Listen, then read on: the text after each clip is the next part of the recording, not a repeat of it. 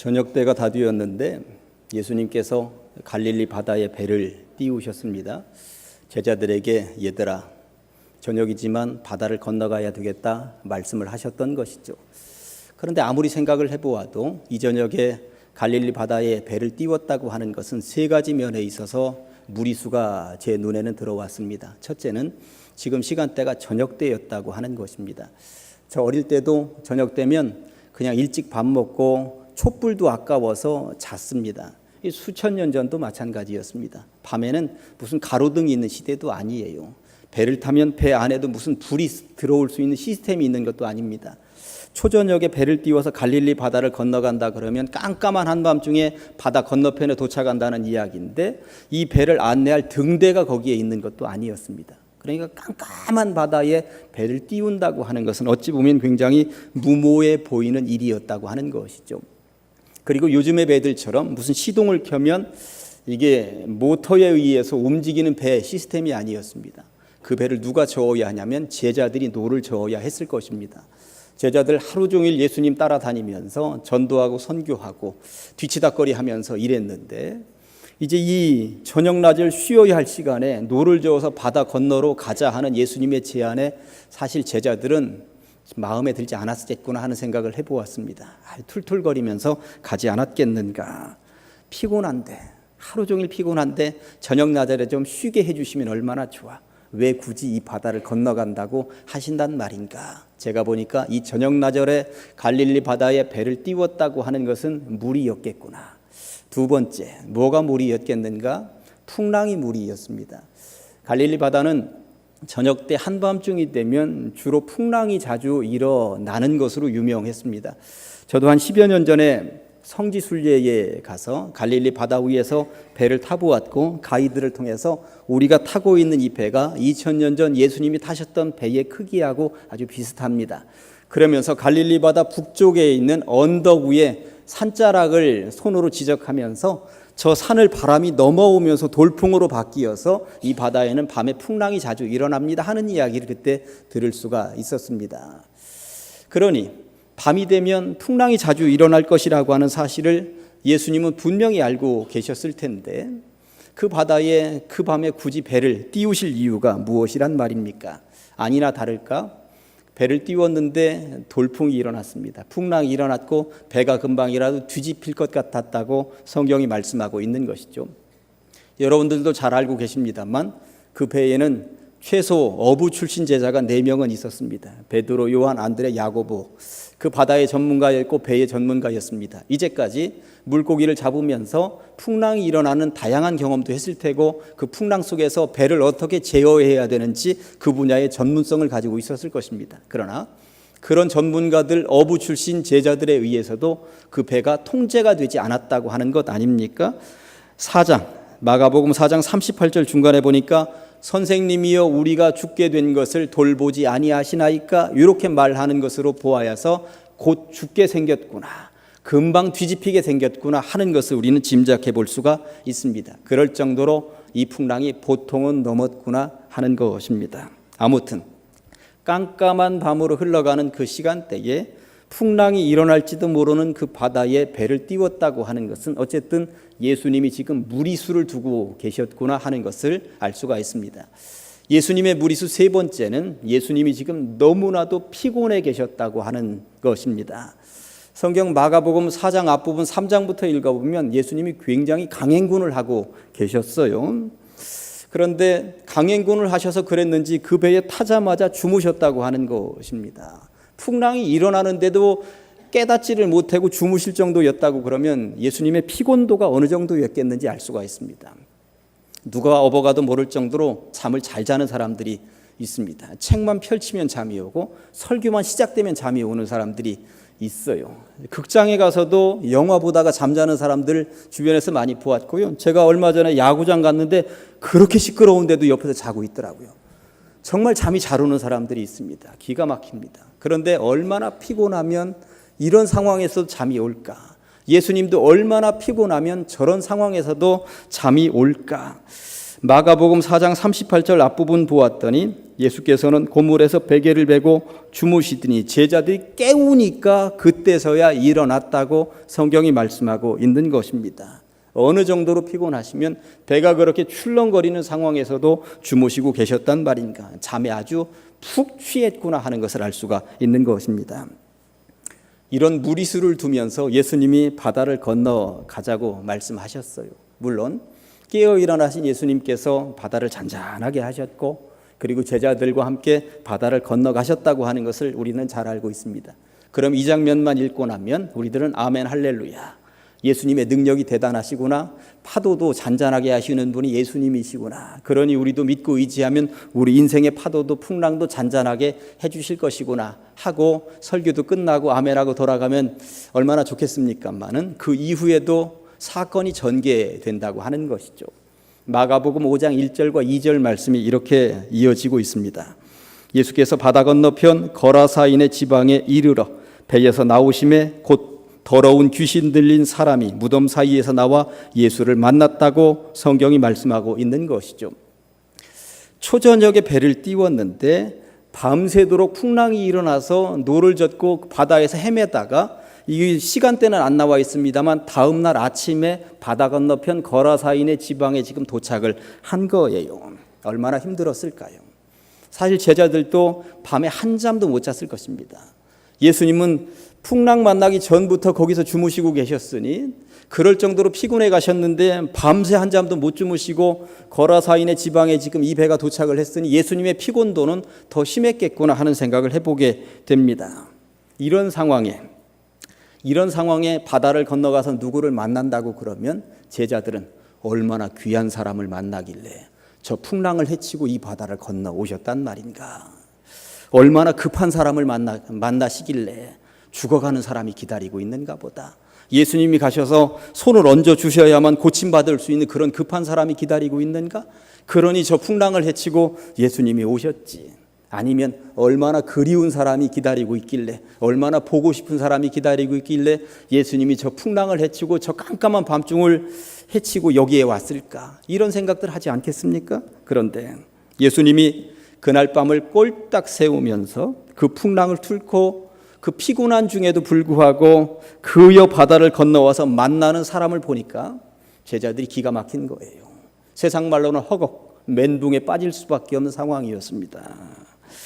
바다를 건너갔는데 누가 기다리고 있는 것입니까? 성경은 귀신 들린 사람이라고 얌전하게 기록을 하고 있습니다만 그냥 우리들의 말로 얘기하면 미친놈 한 명이 기다리고 있었다는 이야기인 것입니다. 아니 세상에 저 미친놈 하나 만나겠다고 저 깜깜한 밤중에 배를 띄우고 저 풍랑을 헤치고 그렇게 피곤하신 양반이 여기를 왔단 말이야? 제자들의 머릿속에는 이런 생각들이 오고 가지 않았겠습니까? 세상에나 저 미친놈 하나 만나겠다고 저 험한 바닷길을 건너오고 저 미친놈 하나 때문에 우리 죽을 뻔했잖아. 밤새 한잠도 못 잤는데 짜증 제대로다. 지금 이러면서 툴툴거리고 있었겠구나. 그냥 제 상상력을 동원해 보니 이런 장면들이 왔다 갔다 하는 것입니다. 그렇다면 예수님은 왜 그렇게 무리수를 두셨을까요? 제가 보니까 결론부터 말씀을 드리면 이게 바로 예수님 스타일이었구나 하는 것을 알 수가 있었습니다. 1998년도 스티븐 스필버그 감독이 만든 영화 하나 있었죠. 라이언 일병 구하기라고. 벌써 20년이 지난 영화입니다. 이 영화는 실제 있었던 일을 각색해서 영화로 만들었다고 그럽니다. 이 영화의 배경은 2차 세계대전이었습니다. 미국의 행정부가 이제 연합군에 의해서 이 전쟁이 종식되어 가고 이제 우리가 승리하겠구나 할 즈음에 전쟁에 나가 있는 사람들, 군인들을 하나하나 이렇게 점검하다 보니까 라이언 집안에서 군인 4명을 보내게 되었는데 첫째 아들, 둘째 아들, 셋째 아들이 그 전쟁터에서 죽었다는 거예요. 그런데 넷째 아들 한 명도 전쟁터 최전방에 들어가 있다는 거죠. 행정부가 아무리 생각을 해보아도 라이언 집안에 아들이 넷인데 셋은 죽었고 하나가 살아있다는데 저 막내 아들 저 녀석마저 죽으면 이 행정부가 그 부모에게 뭐라고 말을 할 것인가. 미국의 자존심도 있지. 이래서는 안 되겠다. 그 막내 아들 라이언 일병은 구해와라. 살려서 엄마 품에 안겨드려라. 이 명령이 떨어졌습니다. 그래서 8명의 병사들이 차출이 되었고 최전방으로 라이언 일병을 찾아 나서는 것 아닙니까? 그리고 물을 건너고 바다를 건너고 포탄을 피하면서 그여이 이 막내 아들 라이언 일병을 찾아가지고 구해온다는 이야기인 것입니다. 저는 그 영화를 보면서 다양한 이러저러한 생각들을 해보게 되었습니다. 아니, 라이언 일병 한 명을 구하겠다고 길을 나선 8명은 그 전쟁터에서 죽어도 된단 말인가? 8명의 목숨을 담보로 해 한 명을 구해온다는 것이 말이 되는가? 8명 죽고 한 명 살리면 뭐 하는가? 숫자적으로 계산해 보면 이건 손해보는 작전 아닌가? 이런 생각을 하면서 영화를 보았는데 그 영화가 말하고 싶은 것은 뭐였습니까? 한 사람의 소중함, 이것을 말하고 싶었던 것 아니겠습니까? 그런데 예수님이 그 한 사람의 소중함에 대해서 성경에서는 거듭거듭 말씀하고 계시구나 하는 것을 제가 보게 된 거예요. 성경의 진리, 엑기스를 쫙 요약해서 한 절을 뽑으라면 요한복음 3장 16절입니다. 요한복음 3장 16절에는 예수님께서 이 땅에 오신 목적에 대해서 기록을 하고 있죠. 그 정답을 가지고 있습니다. 하나님이 세상을 이처럼 사랑하사 독생자를 주셨으니, 하나님이 세상을 이처럼 사랑하사 독생자를 주셨으니 할 때 저 세상이라고 하는 저 단어 속에 내 이름을 집어넣으니까 딱 맞더라라고 하는 것입니다. 하나님이 소종령 한 사람을 사랑하사 독생자를 주셨으니, 이렇게 읽어야, 이렇게 읽으니 얼마나 은혜가 되는가. 여러분들 각자의 이름을 집어넣어서 한번 해보실까요? 시작. 하나님이 소종령 한 사람을 이처럼 사랑하사 독생자를 주셨으니, 저 땡땡땡의 소종령이라고 하시면 안 되는 거였어요. 자기 이름을 넣으셔야 은혜가 되는 거예요. 자기 이름을. 나 한 사람을 위해서 이렇게 오셨구나. 그러고 보니 예수님께서는 온 인류를 위해 오신 것이 당연한 이야기겠습니다만, 결국은 보니까 나를 사랑하셔서, 나 한 사람을 사랑하셔서 예수님을 보내주셨구나. 그게 바로 은혜이구나 하는 것을 날마다 깨달으며 살아가는 것이죠. 적진에서 언제 죽을지 모르는 상황에 놓여있는 소종령 일병을 구하러 주님이 오셨구나, 이런 생각을 해보게 되니까 나 한 사람을 위해서 오신 예수님이 얼마나 귀하고 보배로운가. 2000년 전으로 다시 돌아가서 성경 이야기로 한번 풀어보도록 하겠습니다. 바다 건너에 살고 있었다는 그 미친 사람 말입니다. 사실 자기가 미쳐 있는지도 모르면서 살던 인생 아니겠습니까? 무덤 사이를 돌아다니며 소리를 지르고 자기 몸을 자해하고 스스로 피를 철철 흘리고 쇠사슬로 묶어 놓아도 통제가 전혀 되지 않는 상황 가운데 놓여있는 괴력의 사나이. 온 동네 사람들이 욕을 하면서 저놈 때문에 이 동네에서 못 살겠다 하면서 욕을 퍼붓고 때로는 지나다니면 돌멩이를 집어던졌을지도 모릅니다. 얼마나 불쌍한 인생입니까? 그런데 이 인생 한 명 만나러 예수님이 풍랑을 헤치고 그 야밤에 한 잠도 주무시지 않고 바다를 건너 오셨다고 하는 거예요. 그 인생 예수님을 만난 이후로 새 사람이 되었습니다. 온전한 정신을 회복하게 되었다고 하는 것이죠. 예수님이 떠난 이후에 온 마을 사람들이 온전한 정신을 가진 그 사람에게 계속 얘기를 했을 것입니다. 너는 옛날에 무덤 사이를 떠돌며 미쳐서 날뛰던 그런 존재였다고. 그런데 너를 위해서, 너 한 사람을 위해서 예수님이 오셨다고. 밤을 새워서 오셨다더라고. 풍랑을 헤치고 오셨다더라고. 너무나도 피곤한데 그 피곤을 헤치고 풍랑이 일어나는 그 바다, 그 뱃속에서 그것도 모르고 주무실 정도로 그렇게 피곤해 계셨는데도 불구하고 너 한 사람 때문에 오셨다더라고. 왜 오셨는가? 너 하나 살리겠다는 일념, 너 하나 정신 차리게 하겠다는 그 일념, 너를 사랑으로 품어주시겠다는 그 일념, 그 한 가지 생각 가지고 오셨다더라고. 이런 이야기를 듣고 있는 그 사람, 한때는 미쳐 있었던 그 사람, 이제는 정신을 차린 그 사람, 어떤 생각을 가지고 있었을까요? 무덤덤하게 그 이야기를 듣겠습니까? 예수님이 나를 위해, 나 한 사람을 위해 그 풍랑을 헤치고 한 잠도 주무시지 않고 그렇게 피곤한데도 불구하고 오셨단 말인가? 이런 생각을 하면서 눈에서는 눈물이 줄줄줄줄 흐르고 있었겠구나 하는 것입니다. 사실 숫자적으로 보면 풍랑이 일어나는 그 밤에 바다를 건너가서 미친 사람 하나를 만나는 것보다는 온 동네 사람을 당신의 숙소에 모아놓고 설교하면 더 많은 결신자들을 얻을 수도 있으셨을 것입니다.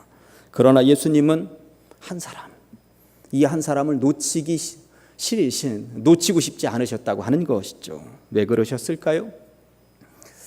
마태복음 18장을 읽어보면 예수님께서 들려주시는 예화가 하나 나오는데 잃어버린 한 마리 양 비유입니다. 100마리 양을 기르고 있었던 목자가 어느 순간 한 마리 양을 잃어버렸다고 하는 것 아닙니까? 그런데 보통 사람들 같으면, 경제적인 생각을 가지고 있는 사람들 같으면 99마리, 한 마리 아쉽기는 하지만 이 99마리 때문에 한 마리 찾아 나설 수 없다고 생각을 하게 되겠습니다만, 그런데 이 99마리 그대로 두고 한 마리를 찾아 나섰다고 하는 것이죠. 어느 목사님이 이 마태복음 18장에 등장하는 잃어버린 한 마리 양에 대한 이야기를 가지고 이런 동화 같은 이야기를 써내셨습니다. 제가 한번 인용해 보겠습니다. 어느 날 예수님께서 많은 사람들 앞에서 이렇게 설교를 시작하셨습니다. 너의 생각은 어떠하냐? 어떤 사람에게 양 100마리가 있었는데 그 중에 한 마리가 길을 잃었지. 그런데 그 사람은 말이야 99마리를 산에 그대로 둔 채 길 잃은 양 한 마리를 찾아 나서게 되었단다. 여기까지 말씀하셨는데 한 사람이 치고 나오는 거예요. 주님, 그건 어리석은 짓입니다. 99마리를 산에 그대로 두고 한 마리를 찾아 나서다니요? 그 한 마리를 찾으려다가 99마리를 다 잃어버릴 수도 있지 않겠습니까? 합리적인 경영론에서는 있을 수 없는 일입니다. 그 목자는 머리가 돌았군요. 이 사람은 이후에 사업을 하는 사람이었는데 사업장에 가서 열심히 사업을 하다가 마침 아들이 셋이 있었는데 그 중에 한 아들이 집을 나가버렸습니다. 돌아오지 않고 있습니다. 실종 신고를 했는데도 도저히 찾을 수가 없는 거예요. 이 사람이 또다시 예수님의 설교 자리에 앉게 되었습니다. 마침 예수님은 이전과 똑같은 설교를 시작하셨습니다. 너의 생각은 어떠하냐? 어떤 사람에게 양 100마리가 있었는데 그 중에 한 마리가 길을 잃었단다. 그런데 그 사람은 99마리를 산에 그대로 둔 채 길 잃은 양 한 마리를 찾아 나서게 되었지. 여기까지 말씀을 하셨는데 그 사람이 또 치고 나왔습니다. 주님, 아들을 잃고 보니 그 목자의 심정은 이해가 갑니다. 저도 얼마 동안은 집을 나간 자식의 모습 말고는 아무것도 눈에 들어오지 않았으니까요. 그러나 언제까지나 그 아이에게만 매달릴 수는 없었습니다. 저에겐 두 아들이 남아 있으니까요. 사람은 어쩔 수 없이 냉혹한 현실로 돌아와야 하더군요. 무정한 압이라고 비난받아도 어쩔 수 없습니다. 그러던 어느 날이었습니다. 이 사람이 높은 산에 등산을 갔다가 길을 잃어버리고 말았습니다. 가시나무 우거진 벼랑 끝에 매달려 그는 이렇게 소리를 질렀다고 합니다. 주님, 당신이 말씀하셨던 그 비밀을 이제야 알 것 같습니다. 당신은 99마리를 버려두고 한 마리를 찾아 나서겠다고 분명히 말씀하셨지요. 당장 이리로 와주십시오. 결코 중도에서 포기하시면 안 됩니다. 제발 저를 버리지 마세요. 잃어버린 양 비유를 통해서 예수님이 말씀하시고 싶으셨던 것은 한 마리 양은 다른 누구가 아니구나. 한 마리 양은 바로 나였습니다. 이 자리에 서 있는 이 소중령이 한 마리 양, 잃어버린 양이었던 것이죠. 그러고 보니 그 잃어버린 양은 바로 이 자리에 앉아 계신 여러분들 한 사람 한 사람 각자 모두입니다. 길을 잃어버린 주체가 남이라 생각이 될 때는 99마리를 버려두고 한 마리를 찾아 나서는 것이 그렇게도 아깝다는 생각이 들었습니다. 그래서 이 예화는 도저히 이해가 되지 않았습니다. 경제적으로는 계산이 되지 않았기 때문입니다. 그런데 잃어버린 양이 다른 누군가가 아니라 바로 나라고 생각을 해보니 상황이 달라지는 것이죠. 절대로 주님은 잃어버린 양을 외면하시면 안 된다는 것입니다.